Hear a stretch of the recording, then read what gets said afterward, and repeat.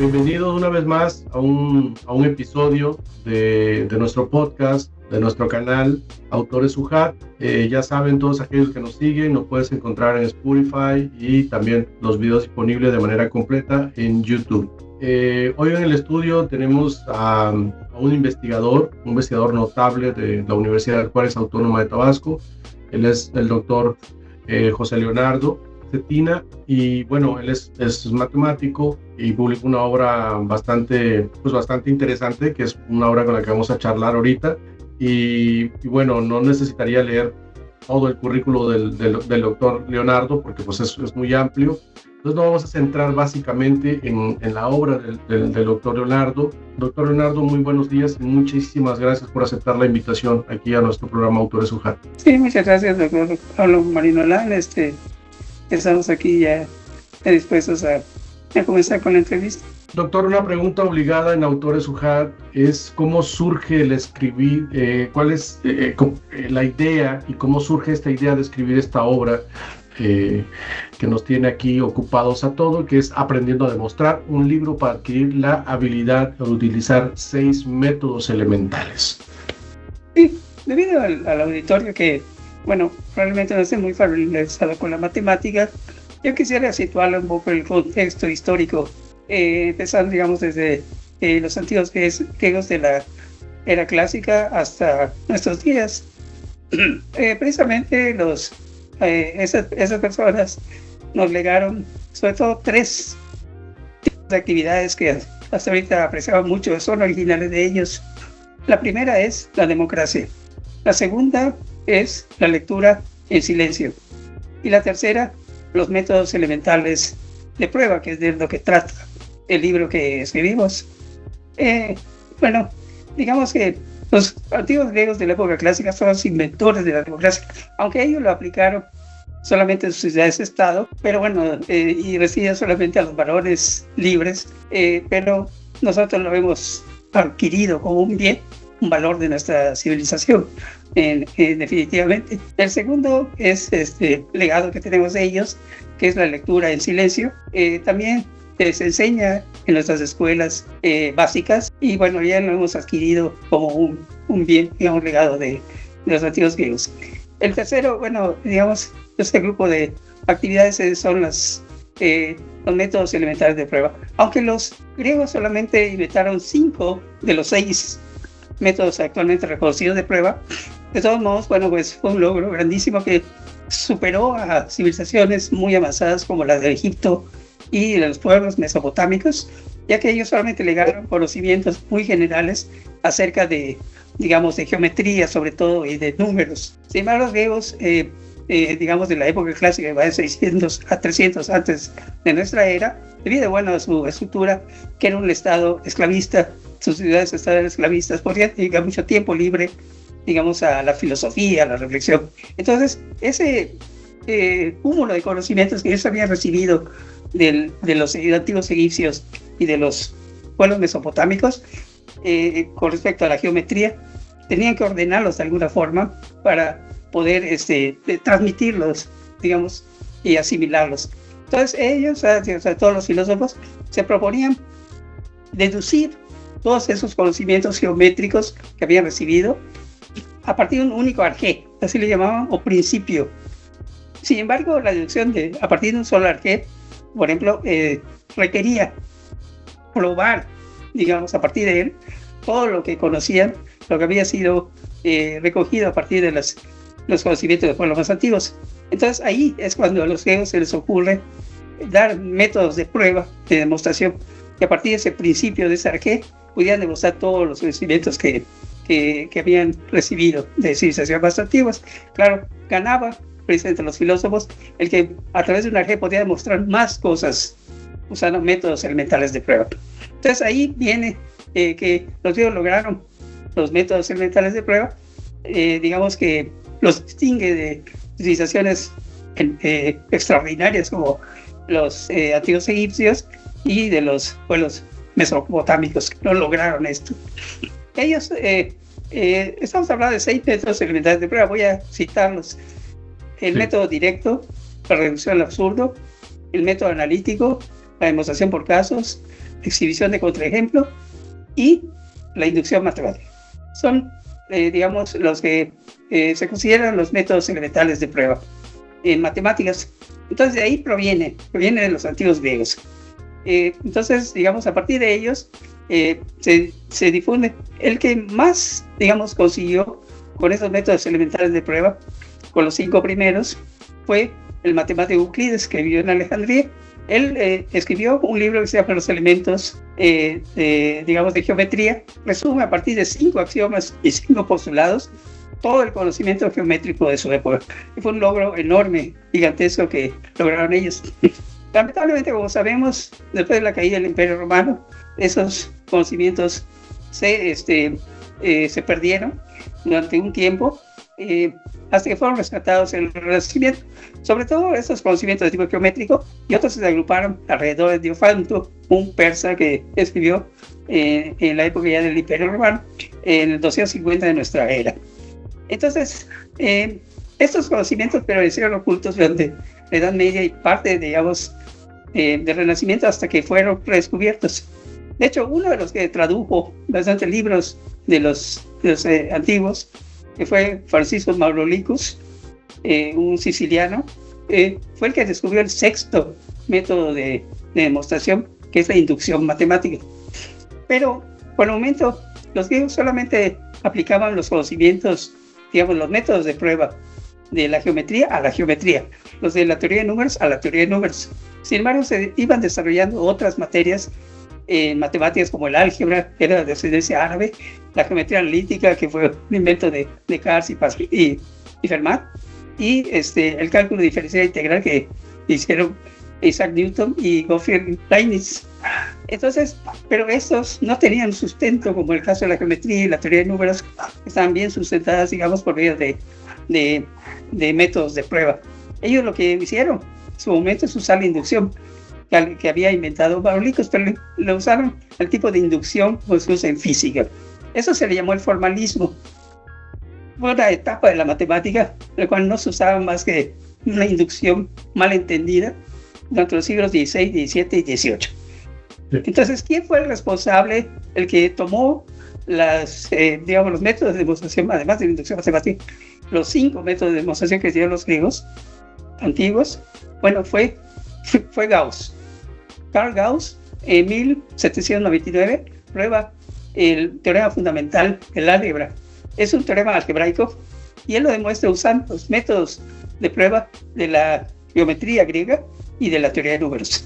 Entonces, él le mostró a los matemáticos de su época que esos métodos de prueba no estaban confinados a la geometría y a la teoría de números. Se podían usar en toda la matemática, en el álgebra, la geometría analítica, el cálculo diferencial integral y las que fueran apareciendo.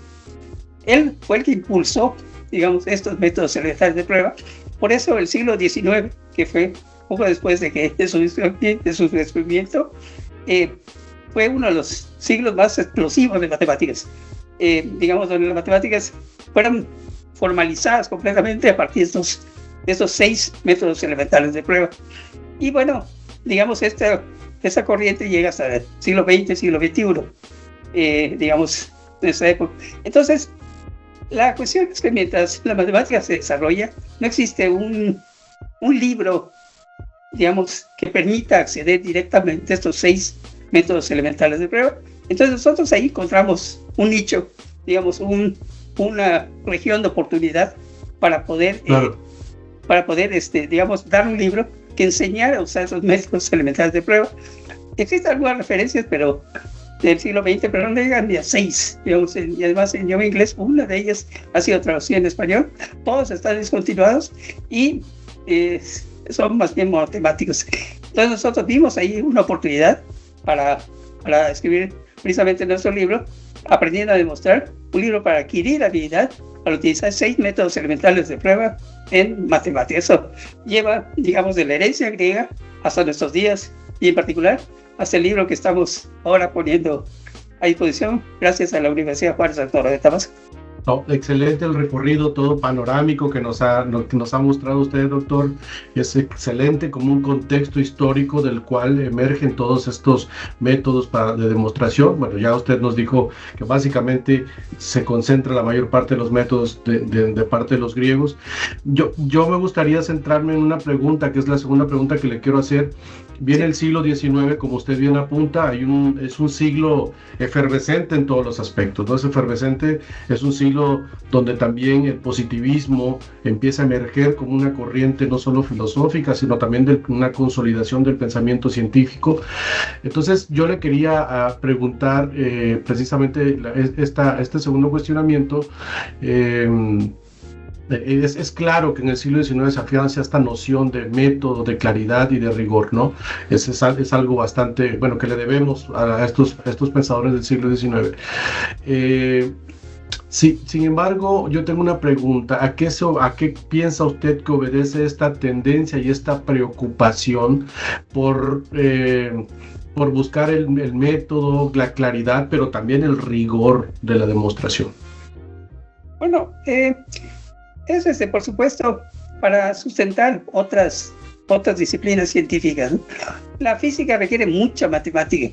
Y bueno, sería el colmo que esa matemática que usara fuera solamente la geometría griega y la teoría de números, ¿no? Esas que heredamos de los antiguos griegos.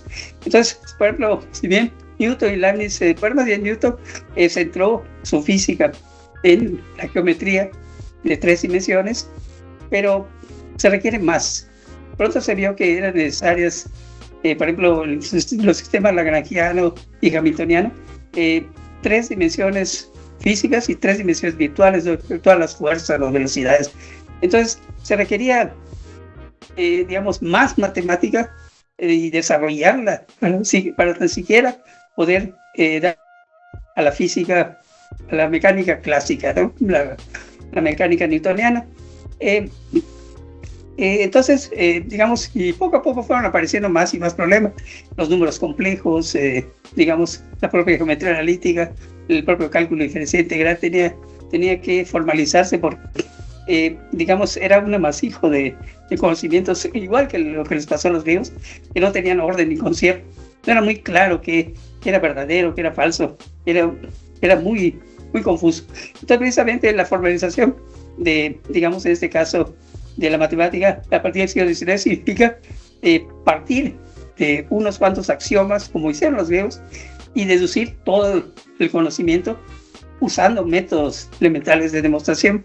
Eso es, digamos, el espíritu griego, es el que impulsa a la matemática del siglo XIX para, digamos, seguir su ejemplo y dar sustentos muy sólidos a partir de unos cuantos axiomas que se podían considerar de naturaleza trivial, que se verifica siempre, y pues así poder deducir, digamos, el cálculo, el ángulo superior, el ángulo lineal, la teoría de conjuntos, en fin, la variable compleja, todo a partir de axiomas propios de esa rama, y con ello sustentar, digamos, a la física, a la química, en fin, a la ingeniería, el dibujo, por ejemplo, la proyección, la proyectividad, digamos, a partir de la propia matemática, una matemática suficientemente amplia para que pudiera caber cualquier cuestionamiento, si es posible, digamos, de las ciencias que la aplican, ¿no? Que la usan. Ese es más o menos el espíritu que prevaleció en el siglo XIX. Muy bien, doctor, excelente. Me gustaría hacerle una pregunta, ya un poco contextualizando para que el auditorio nos empiece a entender de la parte de por qué es importante demostrar en la ciencia, ahorita en la ciencia del siglo XXI, ¿no? Porque estamos rodeados continuamente de especulaciones, estamos rodeados muchas veces de falta de evidencia científica notoria. Entonces, y a partir de ahí se derivan conclusiones y a veces elecciones muy mal hechas que terminan, pues, a veces en terribles desastres, ¿no? ¿Por qué es importante demostrar ahorita en el siglo XXI? ¿Por qué es importante la demostración, doctor? Sí, por supuesto. De hecho, incluso en la propia matemática existe esa laguna. Es decir, se construye mucha matemática, pero no se hace, digamos, un un énfasis en los métodos elementales de prueba. O sea, incluso ahí está, existe la laguna, no solamente, digamos, en las ciencias, en la vida cotidiana, sino incluso en la propia matemática. La matemática, digamos, no es muy popular. Pero por eso de los 3 legados de los ríos, el tercero, que se refiere a los métodos elementales de prueba, no ha enraizado suficiente en nuestra cultura. Necesitamos difundirlo, sobre todo dar a conocerlo y mostrar cómo se emplean. Esto nos lleva, digamos, a cómo surge, digamos, cuáles son los antecedentes nuestros de esos métodos elementales de prueba. Precisamente, digamos, en el siglo, a finales del siglo pasado, yo me topé con el problema de saber cuántos métodos elementales de prueba hay. Y bueno, digamos, hablando con algunos compañeros, nos propusimos hacer esto. Entonces, el asunto es que los propios estudiantes de literatura y matemáticas no conocen, lamentablemente, esos, digamos, cabalmente estos 6 métodos elementales de prueba. Entonces, la cosa habría que empezar allá. Entonces, la autora, digamos, de nuestro libro, la licenciada Adriana Soberano Morales, me pidió un tema de tesis ya en el siglo XXI, o sea, a principios de ese siglo. Ella presentó la tesis en 2005. Y bueno, al pedirme un tema de tesis, yo le sugerí que hiciera sobre los 6 métodos elementales de demostración. Y efectivamente, ella aceptó el reto. Y bueno, el resultado, se lo puedo mostrar, es esta tesis. Excelente. 6 métodos elementales de demostración. Sí. De la licenciada Adriana Soberano Morales. Sí, que de hecho le da agradecimiento a usted en su libro, ¿no? Allá al inicio, en el inicio de su libro, ella le agradece a usted allí por, ahí están agradecimientos a la entrada, ¿no? De su maestro. Muy merecido, pero bueno, ella insistió en ponerlo. Entonces, esta ha sido la tesis, ha sido la tesis más exitosa de la carrera de licenciado en matemáticas. En un principio, a partir del 2005, nos la pedían para fotocopiarla. Los propios estudiantes, digamos, lo pedían para fotocopiarla. Cuando se enteraron del tema, lo pedían fotocopiarla. Después, la empezamos a distribuir, convertidos en PDF, y empezamos a distribuir en memorias, en computadoras, todo eso. Y bueno, últimamente la hemos distribuido a partir de correo electrónico y otros medios de comunicación digital. Es difícil que una tesis de licenciatura tenga esa vida, ¿no? Que después de haber sido presentada, mucha gente le empieza a solicitar, digamos, para estudiar. Así ha ocurrido con estudiantes, egresados, profesores mismos han solicitado esta tesis para preparar a sus alumnos en materias muy complejas, ¿no? Se requieren muchos métodos de prueba. Incluso lo han usado para entrenar a los participantes de la Olimpiada Estatal de Matemáticas. Digamos, esa tesis la pueden encontrar tanto en forma física como en forma electrónica. Por ejemplo, en la Biblioteca Estatal José María Pino Suárez, y la quiero usar. Y ese es el antecedente del libro. Y una vez que nos dimos cuenta de la popularidad que tenía esta tesis, bueno, pues dijimos, Adriana y un servidor, vamos a tratar de avanzar hacia un libro basado en esta tesis. Entonces yo lo comenté a los colegas, y bueno, uno de los que aplicaron esa tesis en un grupo para poder, digamos, prepararlo para una materia muy compleja, fue el licenciado José Edilberto Rodríguez Cervera. Aceptó unirse para completar ya los 3 autores del libro, que son la ahora licenciada Adriana Soberano Morales y el licenciado José Edilberto Rodríguez Cervera y un servidor. Son los 3 autores. Claro, nos llevó tiempo, del 2005 hasta el 2025, hacer un libro. Wow. Pero bueno, fue afortunadamente un tiempo que valió valió la pena. Entonces digamos que el libro es como una segunda edición de la tesis original, y claro, tiene, como se puede revisar, más ejemplos, tiene ejercicios, tiene mucha más teoría, en fin. Y bueno, ya está a disposición a partir de la página del LUJAT, el libro Aprendiendo a demostrar 6 métodos elementales, un libro para quien habilita a utilizar 6 métodos elementales de prueba en matemáticas. Y bueno, a partir del 25 de agosto de 2025 está disponible de manera gratuita para todos los que deseen seguir, bueno, o adentrarse pues en los métodos elementales de prueba. Esperemos que algún día pase de ser solamente, digamos, un libro de los estudiantes, egresados, profesores, investigadores, etcétera, a ser algo que se pueda, digamos, llevar al común, digamos, de las personas, y con ello se pueda fomentar el razonamiento estricto, riguroso, que existe en las matemáticas y en la ciencia, digamos, a las discusiones habituales que hay en otros contextos, digamos, culturales, ¿no?, de nuestra civilización.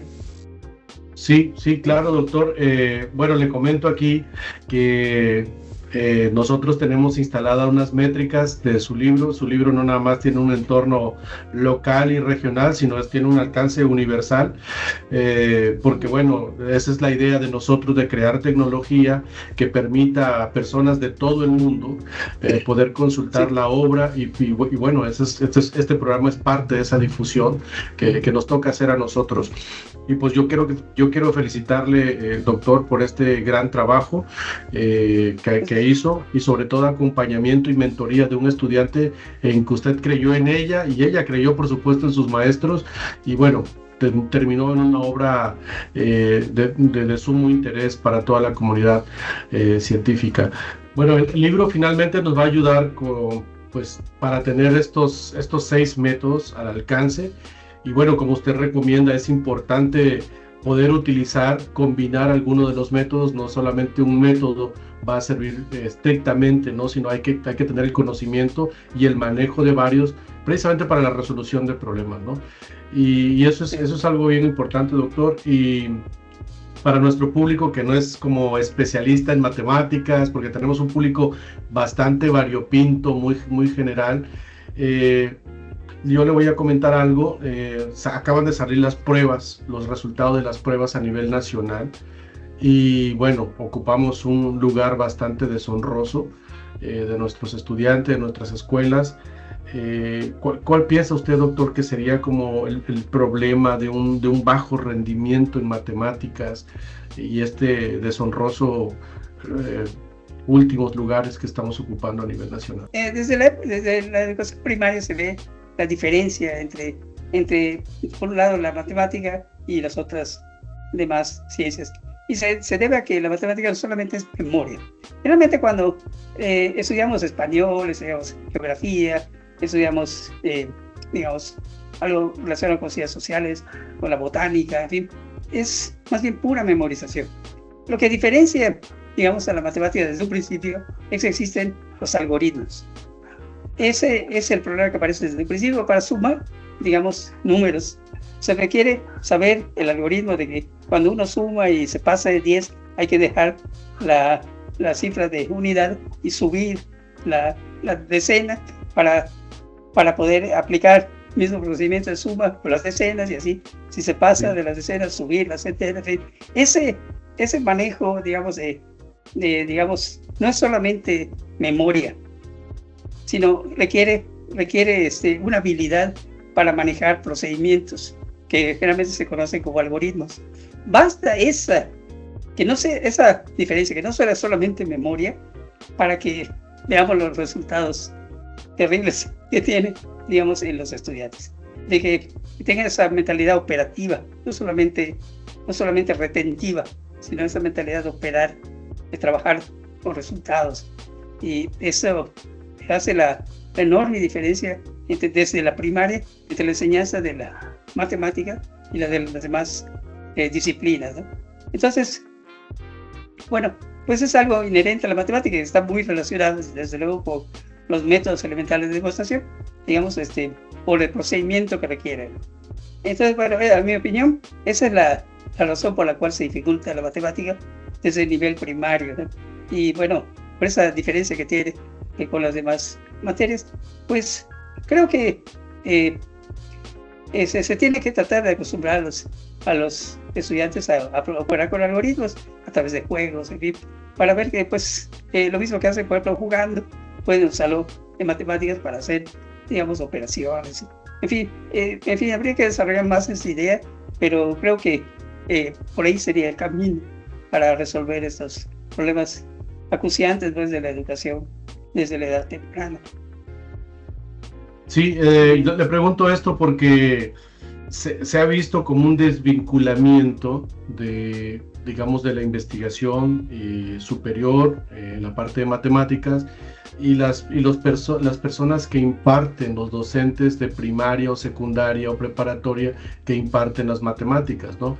Entonces, de pronto parece como que no, los estudiantes no encuentran una conexión o utilidad pragmática del pensamiento, de desarrollar el pensamiento matemático. Lo ven muy lejos, parece muy abstracto, de poca utilidad, y hay un desinterés bastante grande por esto. Pero en lo personal le digo que para mí se me hacen fascinantes, son hermosas, pero no todas las personas los ven así. ¿Por qué piensa usted? Me gustaría conocer su opinión de por qué se cayó en esta parte de no explicar los problemas matemáticos y una resolución pragmática que por allá va orientada mucho a la práctica docente, ¿no? Sí. En fin, habría que hacer un poco más de énfasis, digamos, en la cuestión pedagógica, la cuestión didáctica, digamos, para impartir las matemáticas, parezca tanto ese horror pues, que nuestros jóvenes estudiantes, en fin, pero tenemos la tecnología, tenemos muchas muestras de algoritmos, entonces podemos acostumbrarnos a pensar de esa manera operativa, en fin, que no es un impedimento, sino una oportunidad de aprender a trabajar, a hacer cosas, digamos, no manualmente, sino mentalmente. Eso sería tal vez un incentivo, y sí, existe tecnología para poder lograr esto, creo que la podemos aprovechar. En fin, habría que reflexionar luego un poco más detalladamente sobre el asunto. Sí. Claro, doctor. Bueno, ya para cerrar este bloque, este segundo bloque, doctor, no sé si te gustaría agregar algo acerca de la publicación. Bueno, un lector, ¿dónde debería centrarse en esas seis, digamos, métodos de demostración, desde su punto de vista? Bueno, pues sí, por supuesto, recordarles que, bueno, este fue el producto de un trabajo en colaboración con los colegas José Alberto Rodríguez Cervera. Es muy importante, creo, hacer énfasis de que la ahora licenciada Adriana Soberano Morales, en realidad, es la profesora del Colegio de Bachilleres. Ella está en la educación media superior a distancia, número 2 del Colegio de Bachilleres. O sea que esta colaboración fue una colaboración interinstitucional, digamos, se logró que fuera de esa forma. Algo bueno que también habría que destacar, digamos, de este libro. Los autores no solamente son los exclusivos de la UJAT, sino que, digamos, la licenciada Adriana es del Colegio de Bachilleres. Sí, y bueno, pues qué más de agradecerle pues a la Universidad Juárez Autónoma de Tabasco que haya hecho suyo ese proyecto, que nos haya permitido publicar el libro de manera electrónica, la paciencia que tuvieron para digamos, que pudiéramos desarrollar ese trabajo hasta su fin. Y bueno, a nombre de mis compañeros, les agradezco mucho la oportunidad de haber nos permitido publicar el libro, de esta entrevista, en fin, los medios que estamos usando para darlo a conocer, pero quería hacer ese agradecimiento. No, pues fue un placer y también fue un reto, querido maestro, porque como venían muchas ecuaciones matemáticas para diagramar el libro, tuvimos que utilizar un software especial para poder hacerlo, pero bueno, encantado de hacerlo. Y bueno, lo más importante es que usted haya quedado a gusto con la publicación, haya quedado satisfecho con el trabajo que nosotros hicimos acá de nuestra parte. Gracias. Sí, muy bien. Gracias. Ok, doctor, pues finalmente ya nos despedimos. Muchas gracias por estar aquí con nosotros.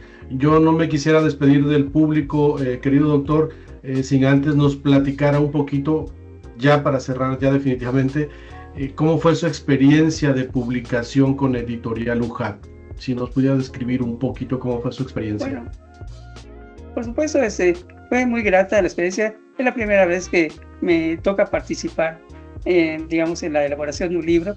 Y bueno, como les decía yo, gracias por la paciencia que nos tuvieron, pues tantos meses. El apoyo que tuvimos para la redacción del libro, las partes más complicadas. Hubo una muy buena revisión por parte de digamos, los árbitros en la parte técnica. Yo pensé, bueno, que no iba a haber, pero sí la hubo, incluso en cuestiones matemáticas, pues hicieron observaciones muy interesantes. Por supuesto, están presentes actualmente en el libro. Creo que esa experiencia fue enriquecedora. Digamos, yo no había participado en el proyecto de publicar libro y bueno, esa vez me dieron esa oportunidad. De hecho, el único que había publicado un libro antes era el licenciado José Alberto Rodríguez Cervera y bueno, él nos admitió su experiencia, por supuesto, que pudimos aplicar en esta publicación. Pero bueno, en fin, creo que fue muy grata la experiencia. Les agradezco mucho a nombre de todos mis compañeros y la paciencia para, digamos, poder llevar a cabo este proyecto, este libro. Eso es aprendiendo a demostrar, un libro para adquirir habilidad al utilizar 6 métodos elementales de prueba en matemáticas. Muy bien, doctor. Bueno, pues desde aquí le mando un abrazo, querido doctor, y muchas gracias a nuestro público que nos escuchó hoy, que nos está viendo. Le mandamos un abrazo también, y bueno, aquí tenemos en Autores UJAT lo mejor de lo mejor. Un abrazo para todos y gracias. Bueno, sí, muchas gracias.